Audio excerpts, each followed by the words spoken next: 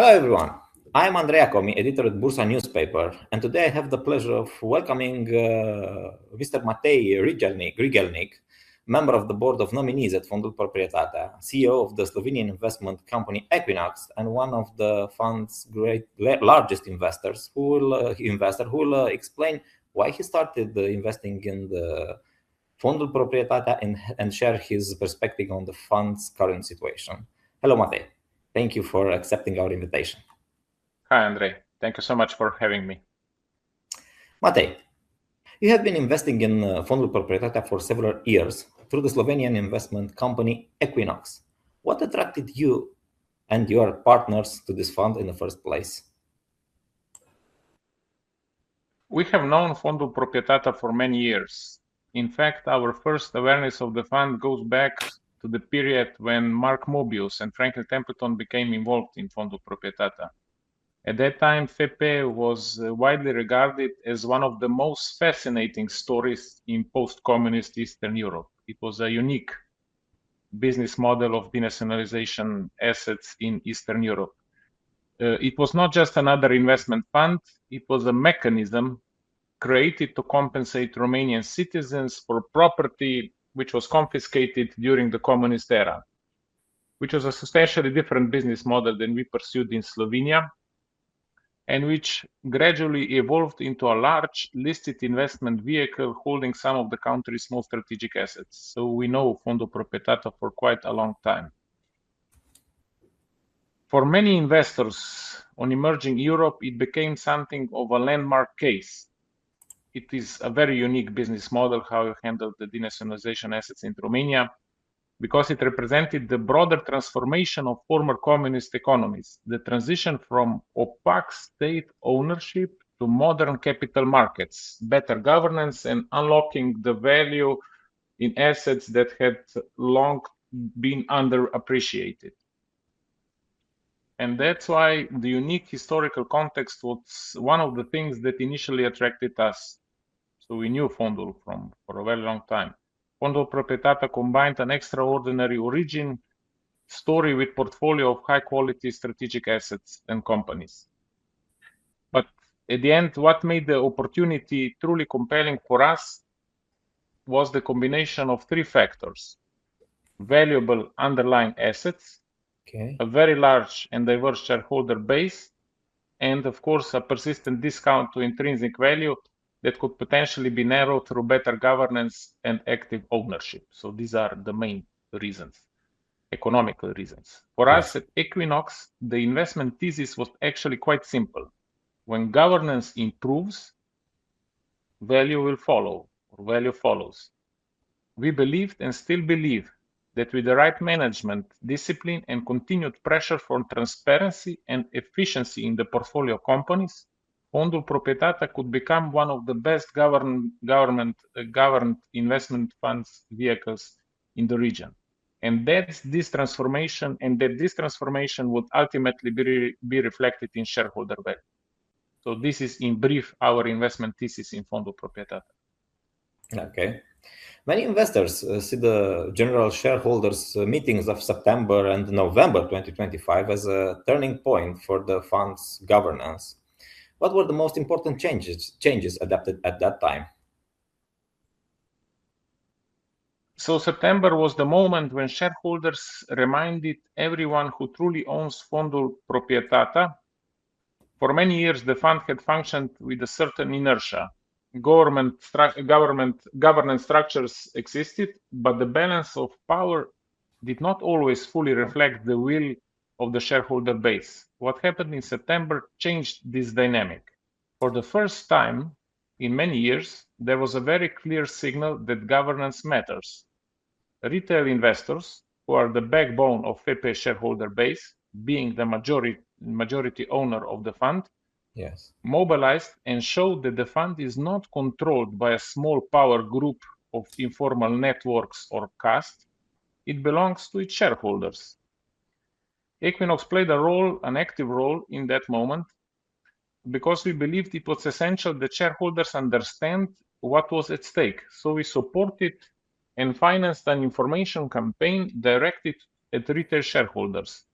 For the first time in many years, and one of the first times in Romania in general, letters were sent to shareholders explaining the situation and encouraging them to participate in the vote and defended their interest. The objective was simple. When shareholders are informed and shareholders make informed decisions, get engaged, governance always improves.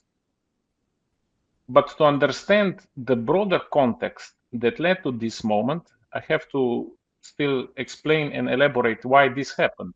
Okay. The situation did not emerge in a vacuum. So it didn't happen just for the happening itself. Right. The process was previously, the selection process, which was run before, was previously organized by the Ministry of Finance to select a new administrator. Yes. And this process raised serious concerns among its investors. This process lasted for almost 2 years and costs more than 5 million RON of funds money, largely spent on external advisors hired in a non-transparent manner. And in the end, the preferred candidate that emerged from that process was a company with only a few €100,000 of capital.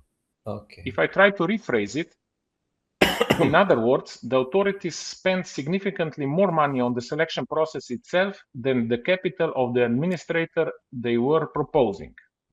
For many shareholders, this became a symbol of a deeply flawed process, and it helped trigger the strong reaction that we saw at the September GSM. In that sense, September marked the beginning of what I would call a governance reset. It opened the possibility for a new phase in which Fondul Proprietatea could be run clearly in the interest of its owner shareholders, rather than through opaque arrangements or behind the scenes of influence of the caste. The process continued in November. Retail shareholders again mobilized and elected a new board that they believed would represent their interest and move the fund towards higher governance standards. The expectation was that this new structure would strengthen oversight and restore confidence that the fund is managed for the benefit of all shareholders. So, if you ask me what really started to improve after those GSMs, the most important change was corporate governance. Okay. There was a new expectation that the fund must operate with discipline and transparency.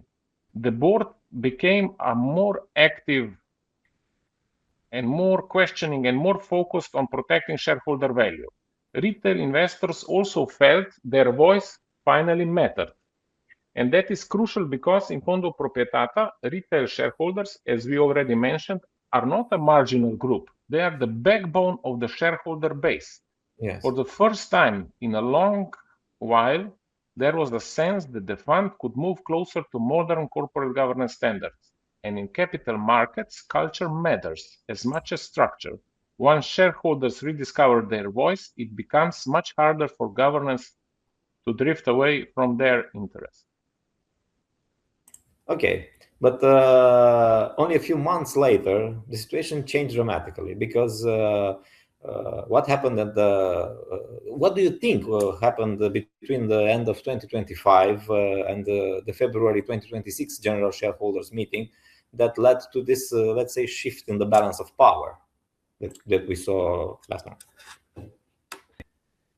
Yes, of course.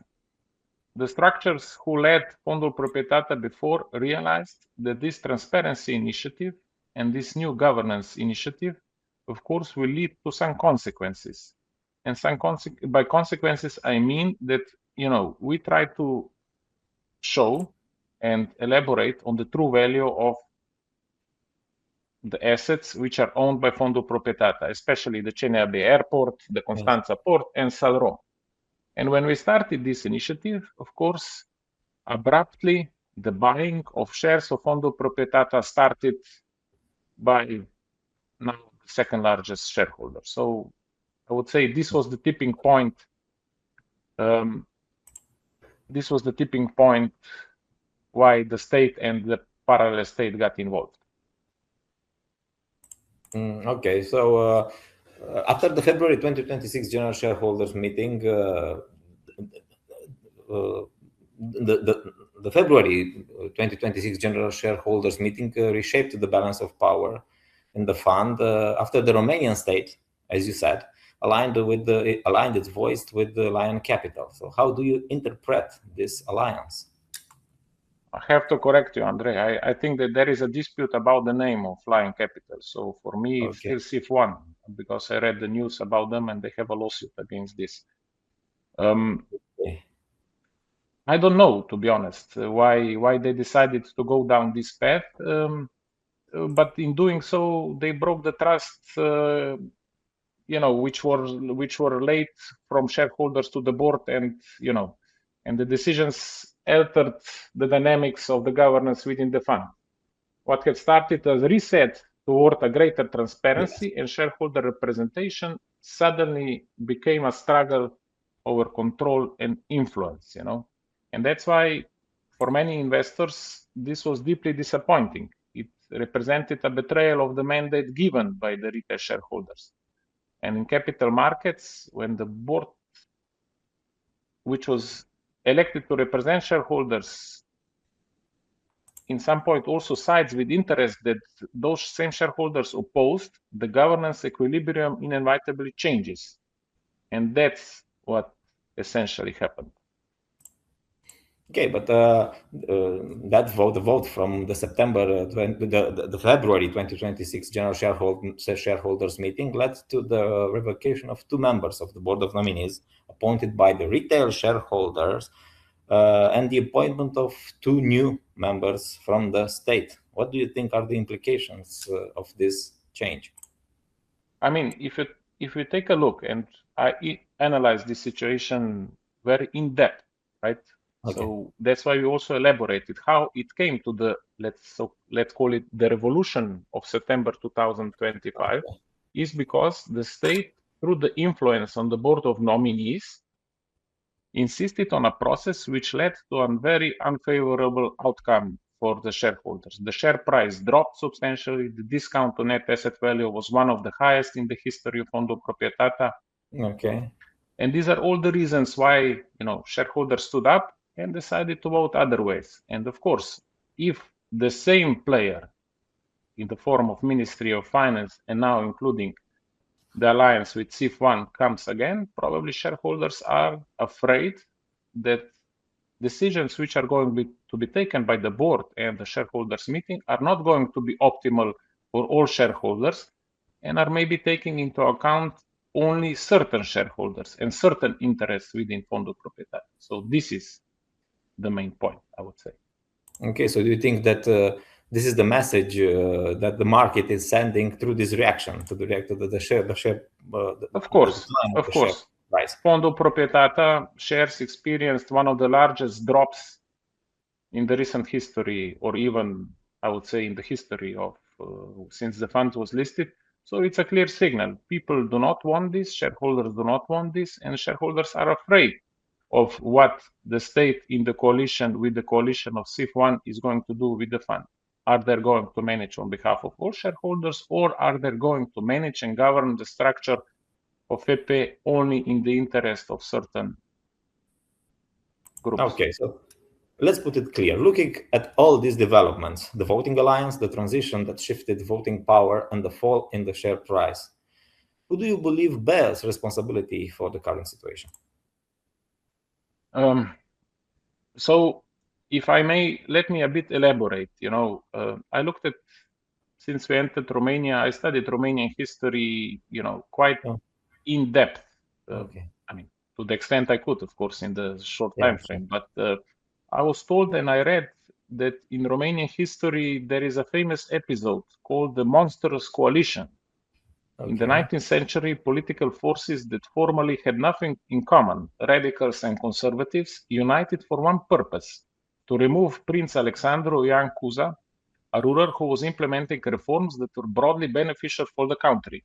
Despite their ideological differences, they formed a temporary alliance simply to protect their own interests and stop the changes he was pushing. And the February 26 GSM reminded many investors of that historical episode, or at least I found that the analogy is quite interesting. what we saw was an unexpected alignment between the Romanian state and SIF1 that reshaped the balance of power inside Fondul Proprietatea completely. Two actors with very different roles and responsibilities suddenly voted together. And I think that you were also participating in the GSM. Yes. What was very strange to me is that the government issued a special power of attorney for the state to be able to vote for a GSM secretary provided by the SIF. Yes. That's right. Which is unique. So Mr. Alexandru Nazare, who is the Minister of Finance, had to sign two power of attorneys. One is for the voting pattern and one special power of attorney to appoint a secretary to count all the votes. So they didn't allow anybody else to participate in the vote counting. They wanted to count the votes on their own.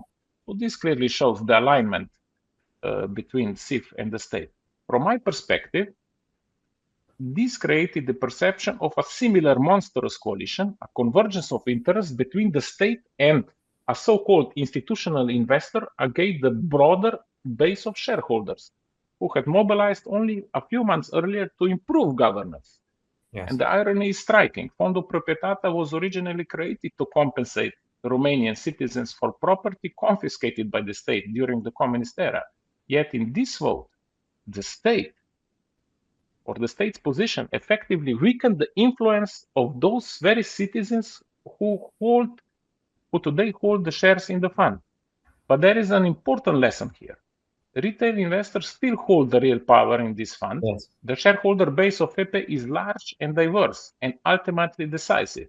What February shows is not that retail investors are powerless. It shows what happens when they are not fully mobilized. This is the basic lesson of democracy, whether in democracy and in politics and in capital markets. If you don't vote, someone else will decide in your place. Yes. And when you have and when you leave the decisions to others, you should not be surprised by if your interests are no longer defended. So I hope I answered straightforward to your question regarding who bears the responsibility for this. Okay, thank you.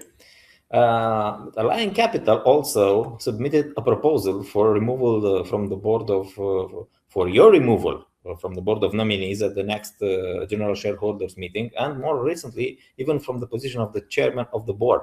So, how do you see? How do you view this this move from, as you say, SIF1, which is SIF1 Acrișana, not Alliant Capital? Yes, exactly. So the two issues should not be confused. The attempt to remove me as a chairman of the board was not a normal governance process. I dealt with it last week. It was an improvised maneuver pushed during a board meeting without respecting even the most basic procedural rules, because the board of nominees has special procedures in place, which clearly define what the board can do and what the board cannot do. Okay. No formal proposal has been submitted in advance. The issue was not on the agenda, and the board was not given the opportunity to discuss it transparently. In other words, the process that protects shareholders and ensures fair governance was simply bypassed. Okay. So they didn't care. The initiative was driven by the three board members, Andrei Octav Moise, Ștefan Nanu, and Alina Petre. And bear in mind that Octav Moise was elected with the votes of retail shareholders to present their interest. Yet, in practice, it seems that he has aligned himself with Lion Capital, and Mr. Nanu and Ms. Petre represent the Romanian Ministry of Finance. And if they breach so simple rules written on a 3 or 4-page document, then we have to ask ourselves, if they are willing to go down this path, how they are going to proceed in other matters related to the governance of the fund.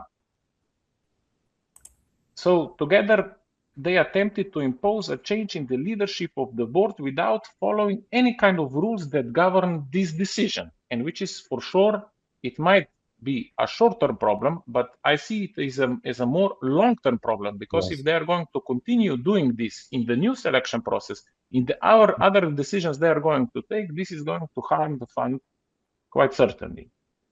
And this is why investors have described, once again, I would like to raise this because I've spoken with many, what is happening is a modern version of this monstrous coalition.